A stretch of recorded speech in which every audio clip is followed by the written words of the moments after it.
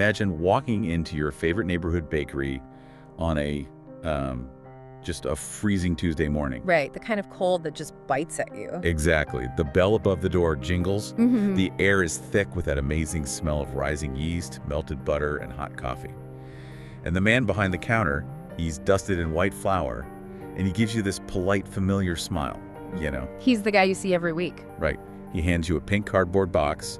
He is a local business owner, a family man, just a total pillar of the community. Which is what makes this so incredibly disturbing. Yeah, because I want you to imagine that on his days off, that exact same mild-mannered man is chaining women to the ceiling of his basement. It's just horrifying. It really is.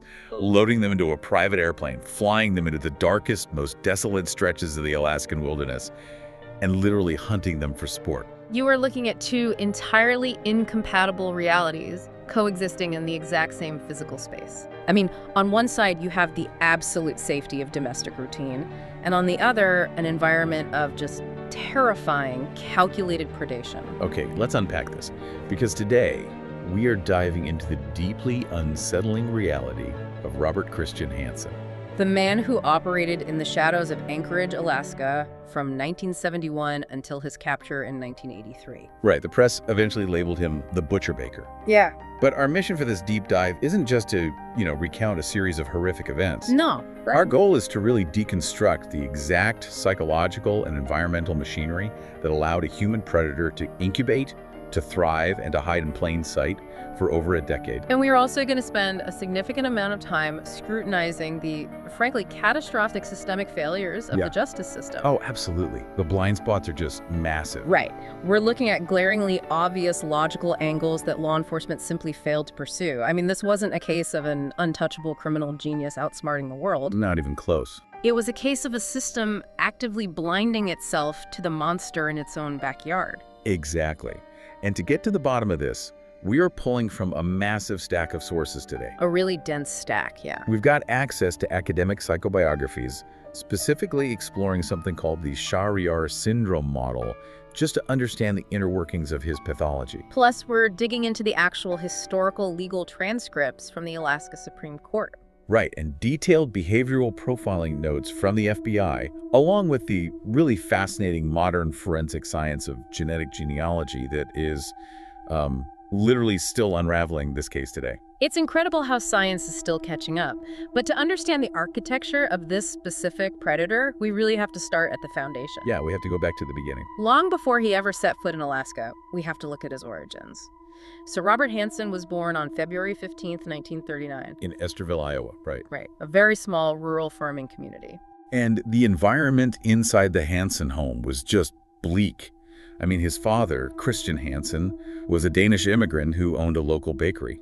And according to the psychological profiles we have, Christian was a fiercely authoritarian disciplinarian. Yeah, he ruled his household through just rigid control and constant, unrelenting criticism. It was brutal. By the time Robert was 10 years old, he was already working grueling, exhausting hours in the family bakery. Usually for pennies, right? Yeah. And under his father's constant scrutiny. Exactly. It was an environment completely devoid of emotional warmth. But what makes this case clinically fascinating is the physical manifestation of that control. Okay, right, because the academic sources note that Robert was naturally left-handed. Yes. But his parents, adhering to this very strict kind of archaic mindset, physically forced him to switch to being right-handed. Which is such a crucial detail. See, I read that, and it struck me as such a bizarre detail to include in a behavioral profile. Like, why does the hand he writes with matter in the context of his later crimes? It matters deeply because of the neurological mechanism at play here. When you force a naturally left-handed child to become right-handed, you are essentially forcing their brain to constantly override its own innate hardwiring. Oh, wow. I hadn't thought of it like that. Yeah, it creates profound chronic cognitive stress. And in Hansen's case, this forced neurological rewiring directly exacerbated a severe debilitating stutter. So the parents' demand for absolute conformity literally broke his ability to communicate. Mechanically, yes. the stutter became a massive, inescapable source of anxiety for him. Right. Every time he felt stressed or every time he attempted to speak to someone outside his immediate comfort zone, particularly young women, his body would physically betray him. He just couldn't speak smoothly. And then you compound that severe speech impediment with his physical appearance. Right, the acne. Yeah, as a teenager, he developed a severe disfiguring case of cystic acne. It left his face permanently scarred and pockmarked. And he was already physically small, somewhat sickly. Exactly. And he couldn't string a sentence together without freezing up. So the result was exactly what you would expect in a mid-century American high school. Intense, agonizing social alienation. Yeah, the bullying was just relentless, particularly from girls who actively mocked him and rejected him. And this is where we need to introduce the academic framework that researchers have used to analyze him. In 2017, at the Pan-African Psychology Congress, a detailed psychobiography of Hansen was presented. Using that Shari-R syndrome model you mentioned earlier. Right. It was originally developed by forensic psychologists Claus and Lidberg. But before we get into the mechanisms of that model, we really need to explain the name. Because Shari-R isn't a clinical term. It's literary. Yes, exactly. It refers to King Shahryar from the classic Middle Eastern folktales, 1001 Nights. The Arabian Nights. Right. And the analogy is perfect for understanding Hansen's pathology. In the legend, King Shahryar discovers his wife has been unfaithful, and he is so profoundly traumatized and humiliated by this betrayal that he decides he will never, ever be vulnerable to a woman's rejection again. Right. His solution is absolute, lethal control. He marries a new virgin every single day, spends the night with her, and has her executed the following morning.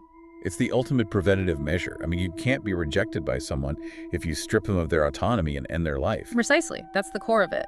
Claus and Lidberg used this mythological framework to identify 5 primitive psychic mechanisms found in the functioning of highly specific serial predators. And Hansen's early life is just a textbook incubation of all 5 of these. Absolutely. So the first mechanism is omnipotence. Which makes logical sense, right? If your childhood is defined by absolute powerlessness, I mean, you're controlled by a domineering father, you're physically unable to control your own speech due to the stutter, and you are totally socially ostracized. Wow. You crave the exact opposite. Yes, you develop a desperate, consuming, striving for godlike control.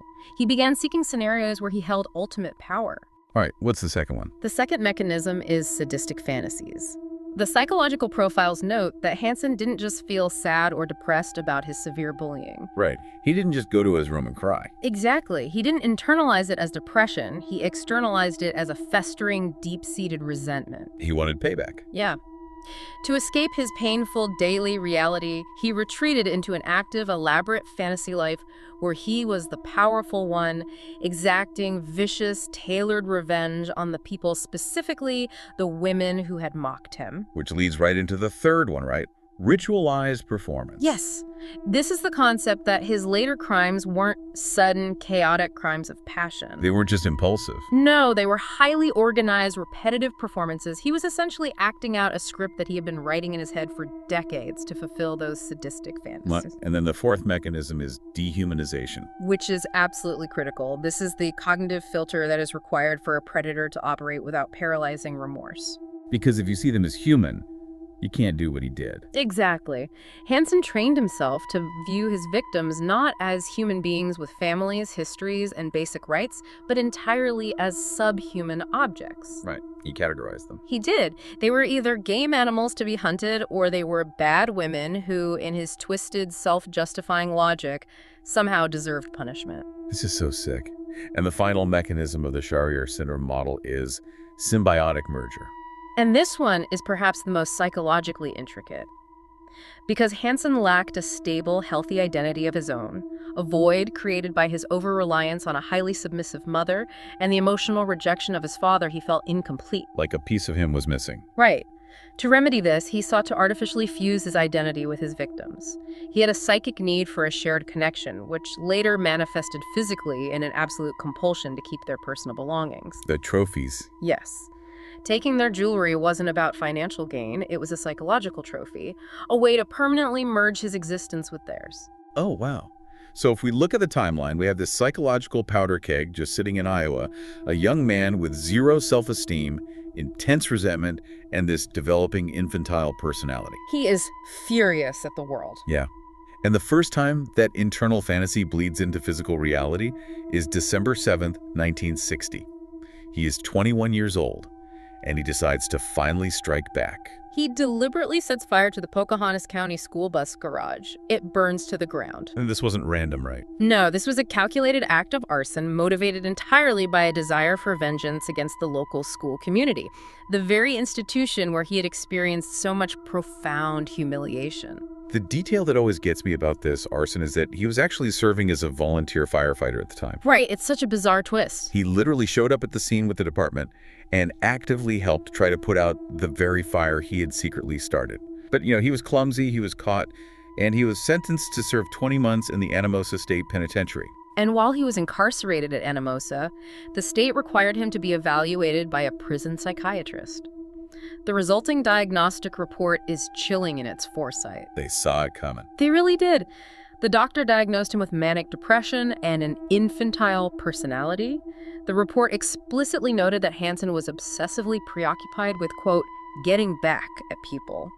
The doctor essentially wrote down on official state letterhead that they had a man in custody nursing a terrifying, unquenchable grievance against society. It was a clear clinical documentation of a severe narcissistic injury demanding violent compensation. He wasn't just a misguided kid who made a bad choice with a matchbook. He was a man actively looking for a way to punish the world for his own inadequacies. But I have to pause here and just push back on this narrative of inevitability. Okay, how so? Because when you look at the raw data, millions of people endure harsh childhoods. Millions of people suffer from severe bullying, cystic acne, speech impediments, and emotionally abusive parents. That's true. And the vast, overwhelming majority of them do not become violent, sadistic predators. I mean, they become accountants or teachers, or they just live quiet, normal lives, maybe with a lot of therapy. Right. Yeah. At what specific mechanical point does a psychological injury mutate from a desire to burn down an empty building into active, systematic sadism against living human beings? That is the fundamental question of forensic psychology. The transition from reactive aggression, like destroying property, to predatory violence rarely happens in a vacuum. It needs a catalyst. Exactly. The pathology needs an incubator. It requires a perfect collision of internal defect and environmental opportunity. Okay, so he had the internal defect. Hansen already possessed the internal defect, the severe lack of empathy, the sadistic fantasies, the deep-seated misogyny. But to fully actualize into a serial predator, he needed an environment that provided two crucial things: access to highly vulnerable victims and a massive cover of anonymity. He needed the perfect hunting ground. And in 1967, he found it. Hansen, who was now remarried to his second wife, packed up his life in Iowa and moved to Anchorage, Alaska. If you look at the socioeconomic and geographical context of Anchorage in the late 1960s and 1970s, it completely explains how Hansen was able to operate with such terrifying impunity. Because of the pipeline. Right? Exactly. This was the era of the Trans-Alaska Pipeline construction. It was an unprecedented, explosive economic boom. We really need to paint a picture of what this boomtown looked like. The pipeline construction brought in thousands upon thousands of transient, high-wage workers. Just a massive influx. We were talking about an overwhelming influx of young men who suddenly had massive amounts of cash burning holes in their pockets, living in a very harsh, isolated environment. And basic economics dictates that whenever you have that kind of sudden influx of money and men, an entire shadow economy rapidly springs up to service it. Yeah. Anchorage transformed almost overnight into a modern frontier town fueled by a massive, highly lucrative vice economy. You saw a massive proliferation of strip clubs, unregulated massage parlors, prostitution rings, and illegal drug trafficking. And this created a demographic shift that was practically custom-built for a predator. You had a huge population of transient individuals flocking to the city, particularly young women arriving from the lower 48 states to work in the sex trade or as exotic dancers. These were individuals who were often estranged from their families back home, living highly unpredictable, off-the-grid lifestyles. Right. In the eyes of polite society, they were completely rootless. And that is a predator's dream. When one of these women disappeared, it often went entirely unnoticed by authorities. Because nobody was looking for them. Right. If a dancer didn't show up for her shift, the club owner just assumed she had caught a flight to the next boomtown or found a wealthy pipeline worker to take care of her. There was no local family to file a missing persons report. Exactly. The environment provided an endless supply of victims whose absences generated zero police scrutiny. So the environment is providing the camouflage. Yeah. But what makes Hansen so incredibly dangerous is the camouflage he built for himself. Yes, the mask. Right? He wasn't some wild-eyed drifter living in a cabin in the woods, howling at the moon. He meticulously constructed what psychologists refer to as the mask of sanity. He built a highly convincing bourgeois success story. After arriving in Anchorage, he eventually opened and operated a highly successful commercial bakery right in the downtown area. The neighborhood baker. Yeah. He was known for his work ethic and for making high-quality goods. He was a married man with 2 children. To the outside world, he was the absolute epitome of boring middle-class civility. It's crazy because the local Anchorage police officers literally frequented his shop. They bought his donuts, they drank his coffee. They knew him by name. Right, he was hiding in plain sight, shaking hands with the men who were ostensibly hunting him. And alongside the bakery, he found a highly socially acceptable outlet for his intense, burning need for dominance. He became an elite, record-holding hunter. He was heavily involved with the Pope and Young Club, which is an exclusive, prestigious bow hunting organization. He even held a world record for taking down a massive Dall sheep with a bow and arrow. We need to think about the mechanics of what that actually requires. Hunting a Gall sheep in the Alaskan mountains with a bow is not a casual weekend hobby. Not at all. It's incredibly grueling. It requires immense physical stamina to navigate brutal, freezing terrain. It requires extreme stealth, the ability to track an animal across miles of shale without making a sound. Right. It requires the patience to isolate your target, wait for hours in the freezing cold without moving a muscle, and then execute absolute lethal precision with a weapon. Exactly. Without anyone realizing it, he was mastering the precise logistical and tactical skills he would soon use to execute his murders. He was practicing. Yes. He found a socially lauded, perfectly legal way to exert ultimate power and control over living creatures, refining his methodology under the guise of sportsmanship. The way I look at it, it's like a submarine designed with watertight bulkheads.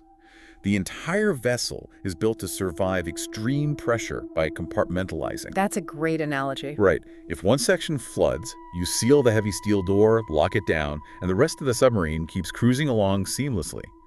On one side of the bulkhead, you have this mild-mannered, stuttering baker, covered in powdered sugar, smiling at his customers and going home to his wife and kids. And firmly sealed on the other side. Exactly. Firmly sealed on the other side of the bulkhead on the exact same timeline, you have an apex predator meticulously honing his isolation tactics, his archery, his firearms proficiency, and his wilderness survival skills, literally preparing to turn those exact mechanics against human beings. And this brings us to one of the most frustrating, frankly infuriating aspects of the Robert Hansen case.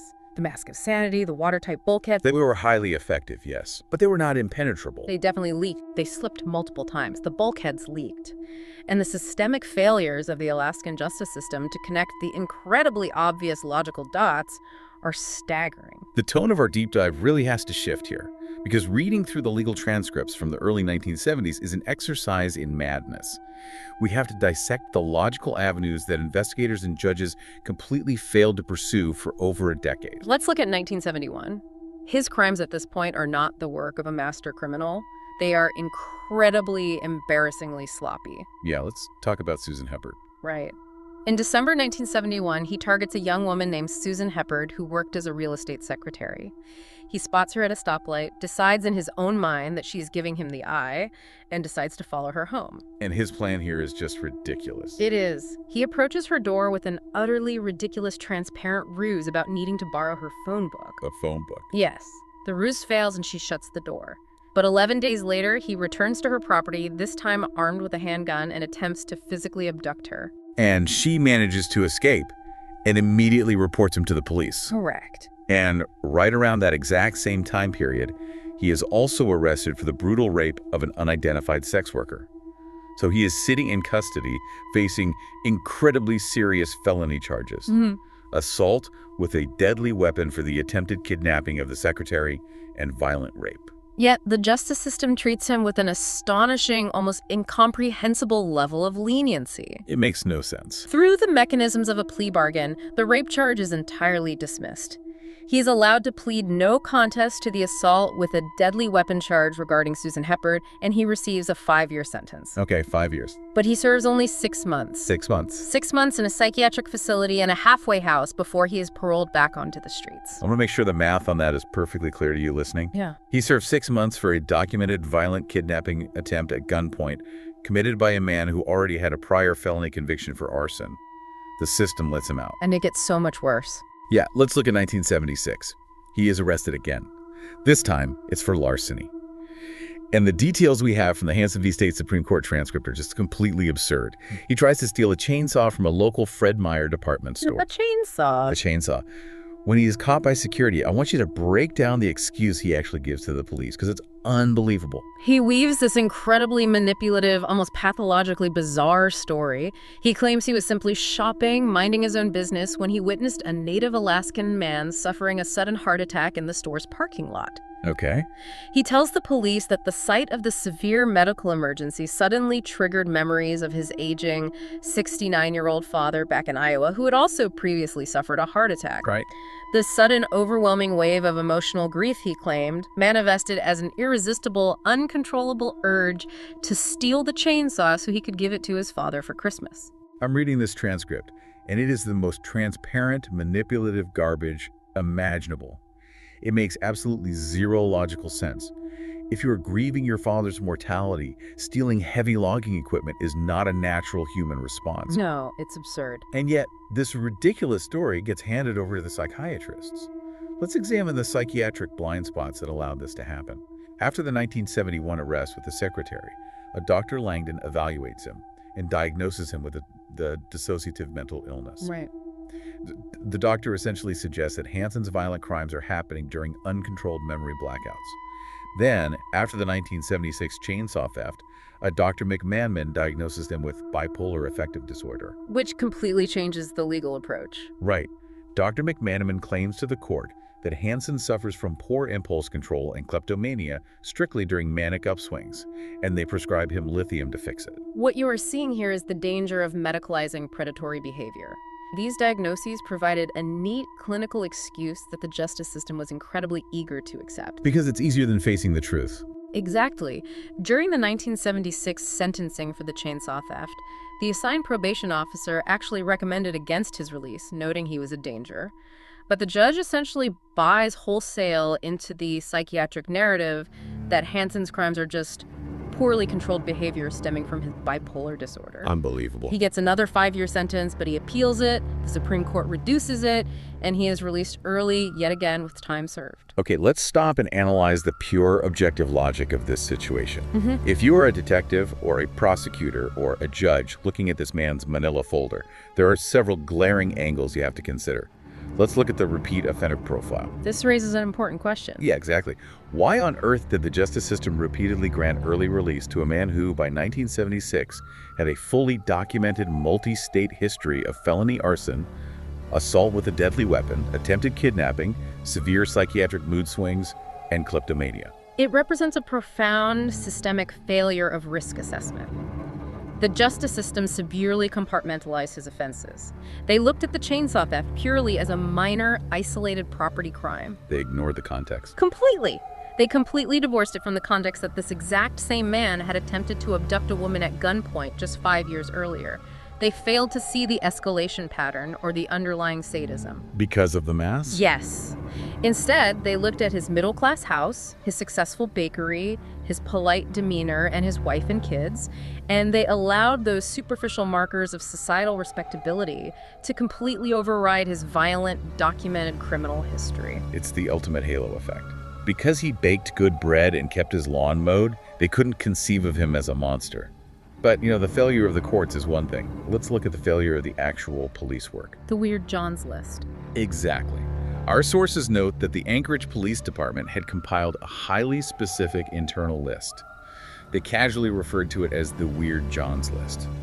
It contained the names of exactly 15 men who had been reported by local prostitutes and dancers for having strange, aggressive, or violent encounters. 15 men. 15 men. In a growing city of over 150,000 people, a suspect pool of 15 is incredibly tiny. it is entirely manageable. And remember the concurrent timeline here. At the exact same time they have this list of 15 violent Johns, the police are fully aware they have an active serial killer operating in their jurisdiction. Right, the bodies were piling up. They are periodically finding the discarded bodies of missing dancers and sex workers in highly remote, brutal locations, places like the Nick River sandbars. And these were locations that were completely inaccessible by standard roads or vehicles. Which logically demands a specific method of transport. The police publicly acknowledged in the press that the killer absolutely had to have access to either a boat or a private airplane. Right, so apply a basic elementary logical filter to the data you hold in your hands. You have a list of exactly 15 weird Johns suspected of violence against sex workers. You know for a geographical fact that the killer must use a bush plane to dispose of the bodies. It's right there in front of them. Why not simply cross-reference the list of 15 men with the FAA Registry of Bush Plane Owners in the Anchorage area? It is the most infuriating question of the entire investigation. Why wasn't that basic deductive step taken? It makes me want to pull my hair out. Right. If an investigator had sat down for 1 hour and cross-referenced the Weird Johns list with registered local pilots who also possessed a violent criminal record, Robert Hansen's name wouldn't have just been on the list. It would have been the only name on the list. The only one. The intersection of those 3 specific data points, violence against sex workers, private bush plane ownership, and a documented history of felony assault, creates a massive neon arrow pointing directly at the door of the downtown bakery. If they had run that simple logical filter, Hansen could have been caught years earlier. Dozens of agonizing deaths could have been prevented. Absolutely. But the halo effect of being a white, middle-class business owner utterly blinded the investigators. They literally couldn't fathom that the polite guy slipping them a few extra glazed donuts on a Tuesday morning was spending his weekends flying terrified women into the frozen wilderness to hunt them. Which forces us to confront the grim, horrific reality of what happened while those systemic failures allowed him to operate freely. Yeah. We have to examine the actual mechanics of the hunt. Yeah. Because the methodology of his crimes was deeply ritualized, and it was entirely dependent on the environment he had chosen. We have to be clear about the tone here, because the reality of his modus operandi is deeply disturbing. His preferred hunting ground was the area of Anchorage known as the Tenderloin District. He specifically targeted exotic dancers, street escorts, and sex workers. Women he knew were vulnerable, transient, and unlikely to be missed immediately.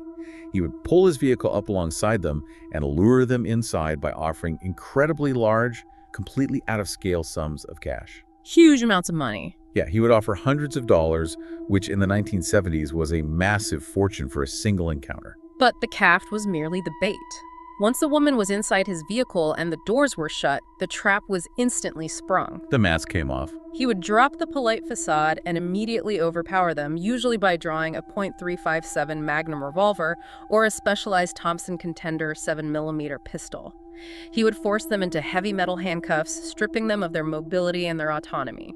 He would then transport them to his private residence in the Muldoon neighborhood, always meticulously planning these abductions for times when he knew his wife and children were traveling or away from the house. Right, maintaining that bulkhead. Exactly. Once he had them inside, the captivity phase began. The details from the surviving testimonies and the crime scenes are just harrowing. He would subject these women to prolonged, agonizing torture and sexual assault. It was horrific. In some of the most horrific instances, he physically chained his victims to the structural beams in the ceiling of his den. This room became his absolute domain. But the torture in the den was only the staging ground. It was the prologue. The culmination of his twisted ritual involved weaponizing the Alaskan wilderness itself. Which is where the airplane comes in. Yes.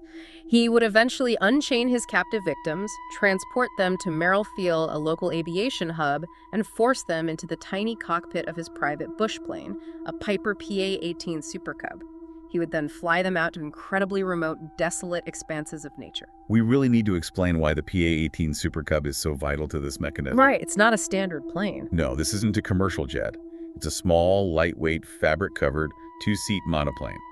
The reason bush pilots love it is because it can take off and land in incredibly short distances. Right on a dime. Exactly. It can land on a rough gravel bar in a river that is the size of a suburban driveway.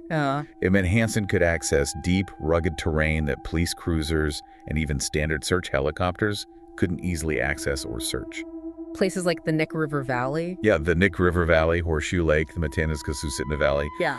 places where the sheer, brutal geography made human escape physically impossible. Once they landed on a remote, freezing sandbar or a desolate clearing in the woods, the final, most depraved phase of the ritual began. The hunt. Yes.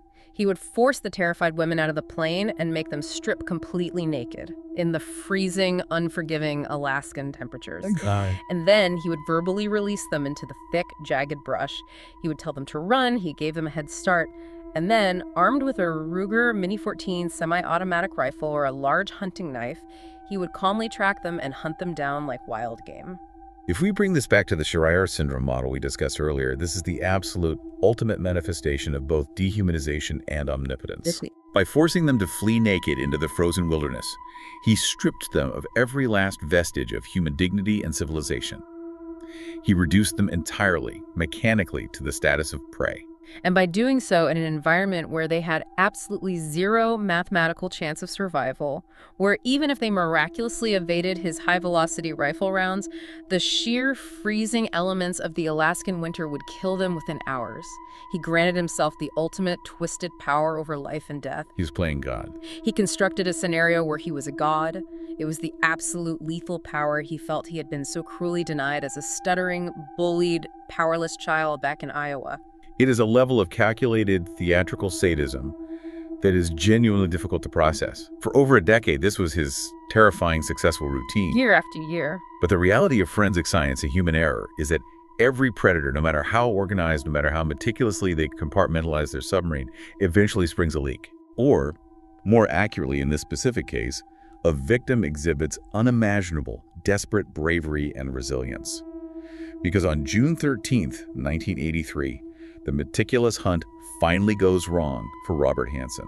This brings us to the incredible survival story of Cindy Paulson. Yeah. She was just 17 years old at the time. She was working the streets of Anchorage when Hansen pulled up and lured her into his car with the promise of $200. Which was a lot of money. A lot of money. The moment the door closed, he pulled his gun, locked her in handcuffs, and took her back to his house in Muldoon, where he subjected her to his horrific established ritual of torture and assault. But Cindy Paulson was a survivor. She was constantly looking for a crack in his armor. Eventually, Hansen loaded her into his car and drove her to Merrill Field. His plan was to put her in a Super Cub plane for that final lethal flight into the wilderness. Right. But as he was distracted, leaning over to load equipment into the cockpit of the plane, he turned his back for just a fraction of a second. Cindy, who was still wearing the handcuffs, scrambled desperately out of the back seat of the car. It's incredible she managed that. She ran blindly towards 6th Avenue, terrified, screaming for help, until she managed to flag down a passing trucker who slammed on his brakes, pulled her into his cab, and saved her life. Her desperate escape was the critical catalyst that finally unraveled Hansen's entire double life. Because she had details. Exactly. Unlike previous victims who disappeared without a trace, Cindy provided investigators with crucial, highly specific, verifiable clues. She was able to describe the interior layout of his den perfectly. She visually identified the specific make and model of the airplane at the airfield. And there was a witness, right? Yes. Simultaneously, in a stroke of incredible luck, a security guard at the airport had noticed the strange commotion of the escape and jotted down the license plate of Hansen's fleeing vehicle. So the police finally had a tangible thread to pull. But remember, this is Robert Hansen.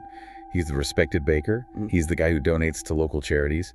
When the police initially questioned him, he had a rock-solid alibi lined up, supported by his friends. Right, the mask was still on. The local police were still hesitant to move against a prominent business owner. This is where Alaska State Trooper sacked Glenn Floth takes a brilliant, critical step. He realizes he is too close to the local politics, so he reaches out to the FBI's Behavioral Science Unit in Quantico and brings in legendary criminal profiler John Douglas. John Douglas arrives, and he reviews the entire case file. He looks at the geographical locations of the bodies that had been found over the years. He analyzes Cindy Paulson's testimony. And what does he find? The behavioral profile Douglas builds is shockingly, almost impossibly accurate. Douglas predicts that the unknown killer is an experienced hunter. He predicts the killer suffers from profound, deep-seated, low self-esteem and a documented history of severe rejection by women. Spot on. He suggests the killer likely suffers from a stutter or a noticeable speech impediment. And crucially, Douglas predicts that the killer will keep souvenirs, specifically items of jewelry, from his victims in order to continually relive the psychological high of the crimes. Armed with Cindy Paulson's rock-solid, verifiable testimony and this incredibly detailed FBI profile, the investigators bring Hansen back in for a formal interrogation. And reading through the transcripts of this interview, preserved by author Leland Hale, is fascinating from a psychological perspective. Oh, absolutely. Hansen sits in the chair, playing his usual character. He's meek, he's mild, he's stuttering heavily.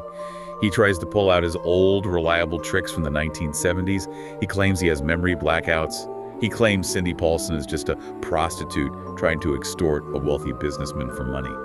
But the investigators, specifically Straight Daryl Gallion and Straight Floth, have changed their tactics. They are incredibly patient. They don't yell. They just let him talk and fill the silence. And it works. It does. Very early in the interview, less than 2 minutes into the recording, Hansen makes a fatal, unforced error.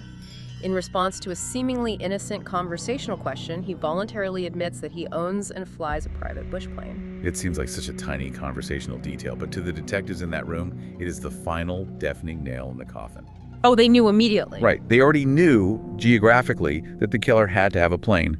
And now, the guy with the violent assault record from 1971, the guy positively identified by a surviving victim, just casually admitted he possesses the exact, highly specific transport mechanism the killer uses. It's all connecting. That singular admission, combined with the FBI profile, finally gives the judge enough probable cause to sign the search warrants.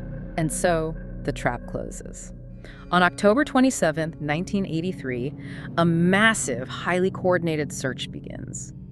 Teams of investigators simultaneously descend on his downtown bakery, his vehicles, his airplane at Merrill Field, and his primary residence at 1512 Old Harbor Road.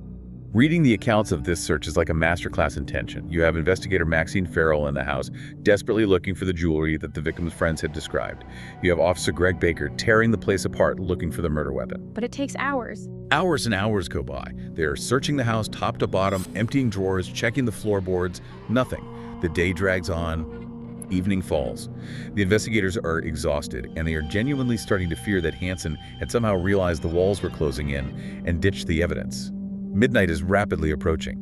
They are down to the very last unexplored quadrant of the property, the attic space. Right. Officer Baker physically climbs up into the dark, dusty rafters, pushing his way through the heavy fiberglass insulation. And hidden away in a tiny, dark crawl space, he finally finds the cache that completely destroys Robert Hansen's carefully constructed life. They uncover an absolute arsenal of weapons, and right there among them is the Ruger Mini 14 semi-automatic rifle. Like a murder weapon. Yes. Ballistics experts would later test fire that specific rifle, analyze the microscopic grooves inside the barrel, and perfectly match them to the discarded .223 caliber shell casings found near the shallow, frozen graves of victims Sherry Morrow and Paula Goulding. But they find something else in that attic. They find a plastic bag stuffed with women's jewelry and personal identification cards belonging to several of the missing women. Just like the profile said. Exactly. He had kept his trophies exactly as John Douglas's FBI profile had predicted. Here's where it gets really interesting, though. As they search the bedroom, they find one more piece of evidence that is truly staggering. Hidden deliberately behind the headboard of Hansen's own bed, they find a large aeronautical chart. A detailed flight map of the Alaskan wilderness. And physically drawn onto this map, in ink, are 37 distinct X marks. I want to pause and just absorb the sheer irony of this moment. Remember the Shariar syndrome model? The need for omnipotence and symbiotic merger. Right. His deep, unyielding psychological need to hold on to his power, to keep the map physically marking his conquests, and to keep the jewelry as a physical, psychological fusion with his victims. Those were the exact tangible pieces of physical evidence that legally destroyed him. His own pathology was his downfall. The watertight bulkheads failed. His own pathology provided the literal receipts for his crimes. Facing an insurmountable, towering mountain of forensic and physical evidence, the mask of sanity finally shattered completely. Hansen sat down and confessed. He'd been into everything. He admitted to 17 specific murders and over 30 rapes. To spare the state of Alaska the astronomical financial cost and emotional trauma of 17 separate murder trials, a massive plea deal was reached. Right. He officially pled guilty to 4 specific murders: Paula Goulding, Sherry Morrow, Joanne Messina, and the unidentified woman known as Eklutna Annie, as well as the kidnapping and rape of Cindy Paulson. He was sentenced to life in prison plus an additional 461 years without the possibility of parole. He lived out his days behind bars and died of natural causes in 2014 at the age of 75. But as we move into the final section of our deep dive, we need to shift our focus entirely. Yeah, because the story of Robert Hansen does not end with a cell door closing or with his death. The true lasting legacy of this case belongs to the victims and to the relentless ongoing evolution of forensic science that is still fighting for them today. The human cost of Hansen's rampage is staggering. He deliberately preyed on society's most vulnerable demographic, women who were marginalized, women living on the fringes of a boomtown, women who society often deliberately looked away from. During his confession, Hansen literally told the investigators, and I quote, "You cannot rape a prostitute." Ugh, that makes my skin crawl. That horrifying, vile statement perfectly encapsulates his entire predatory worldview. He relied entirely on society's apathy and marginalization of these women to get away with his crimes. He weaponized their invisibility. But society is finally pushing back. Decades later, modern science is doing what the Anchorage Police Department catastrophically failed to do in the 1970s. Science is declaring that these women matter. Let's look at the incredible forensic breakthrough that happened just recently in 2021. Horseshoe Harriet. Yes. For 37 long years, the remains of a young woman found near Horseshoe Lake were known only by a cruel moniker: Horseshoe Harriet. She was a Jane Doe. She was buried without a real name, without a family to mourn her. But the investigators at the Alaska Bureau of Investigation's Cold Case Unit refused to let the file gather dust. In a major push, they exhumed her remains and successfully extracted a highly degraded but usable new DNA profile. And they use new tech, right? They partnered with Parabon Nanolabs and utilized the emerging revolutionary technique of investigative genetic genealogy, or IgG.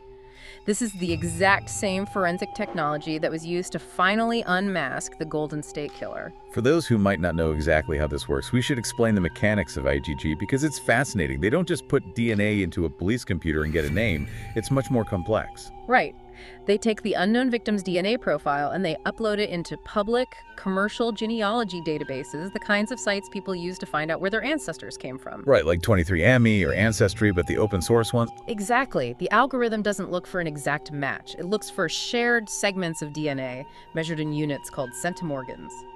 By analyzing the amount of shared centimorgans, genealogists can identify distant relatives, maybe a second or third cousin of the victim.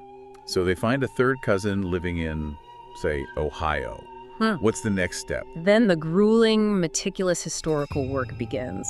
The genealogists build massive, sprawling family trees backward from that distant cousin, searching through birth certificates, census records, and marriage licenses, until they find a common set of great-great-grandparents. Wow.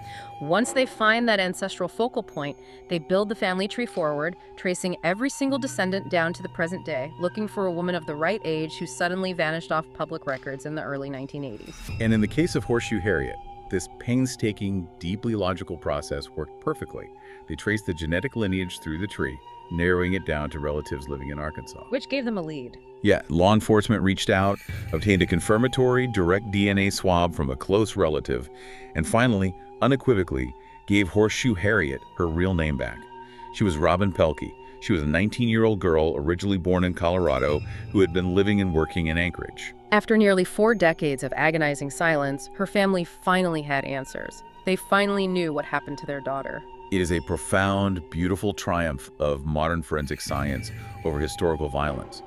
But the work of the Cold Case Unit is not finished. There is still one enduring, deeply haunting mystery, inextricably tied to Robert Hansen. Eklutna Annie. Right. It is the woman known to history as Eklutna Annie. Her remains were discovered in July of 1980, buried deep in the heavy brush near Eklutna Lake.